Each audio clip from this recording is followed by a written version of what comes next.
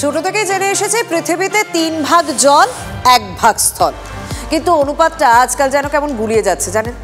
যে হারে পুকুর ঝিল বুঝিয়ে ফেলা হচ্ছে তাতে স্থল আর স্থল, শুধুই মাটি আর মাটি। আর মাটি মানেই তো কাঁচা টাকা। সেই সরল হিসেবে জলের আর জায়গা কই? ঠাট্টা নয়, ওই যে প্রথমে অনুপাতের কথা বলছিলাম, তা তো আলিপুরদুয়ার কামারহাটিতে রীতিমতো উল্টে গেছে। দুটোর হিসেব এসেছে, আর কোথায় যে কি চলছে তা ব্রহ্মাই জানে। খালগুলো দখল হয়ে যাচ্ছে, পুকুরগুলো ভরাট করে দিচ্ছে। যারা এর পার্টি হচ্ছেন আগামী দিন মনে রাখবেন, তাদের কাউকে কিন্তু ছেড়ে কথা বলা হবে না। জলাভূমি ভরাট রুখতে স্ট্রং অ্যাকশন নেওয়ার কথা বারবার বলেছেন মুখ্যমন্ত্রী।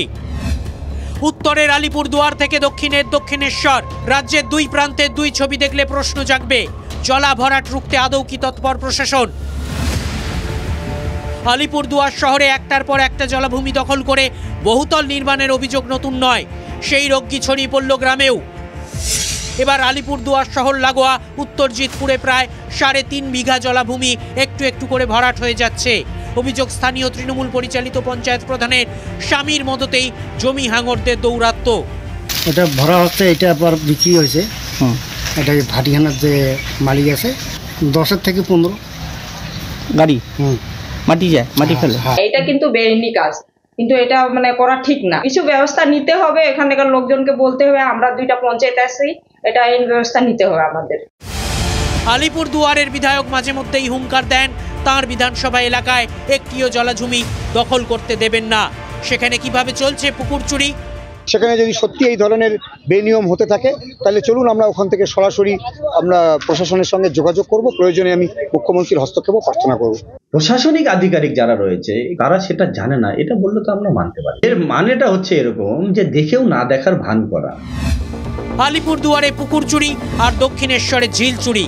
কামারহাটি 14 ও 15 নম্বর ওয়ার্ডের সংযোগস্থলে রয়েছে এই বিরাট ঝিল।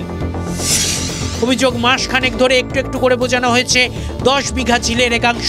পিছনে মদত রয়েছে 15 নম্বর ওয়ার্ডের তৃণমূল কাউন্সিলরের। আর এই ঘটনায় 2 তৃণমূল কাউন্সিলরের মধ্যে আকচাকচি। কেউ কোনোভাবে এটার সঙ্গে যুক্তও নই, আর আমরা করিও নি কিছু। তবে পাড়ের ওপরে পাড়ে যে জায়গাটা ফেলেছে সেটা পাড়টাকেই আটকানোর চেষ্টা, যাতে বাড়ির ক্ষতি না হয়। পাড় সারাচ্ছ বলে এতটা মাটি ফেলেছো কেন? তো তারা আমাকে বলেছিল যে ঠিক আছে, আমরা কাজ বন্ধ রেখেছি। পুকুর চুরি নিয়ে তৃণমূলে কাদা ছোড়াছুড়ি। শেষমেশ চেয়ারম্যানের নির্দেশে পুকুর ভরাট বন্ধ করেছে পুলিশ। আমরা যথাযথ ব্যবস্থা নেব, কারণ জলাভূমি কিছুতেই করা যাবে না, ভরাট করা যাবে না।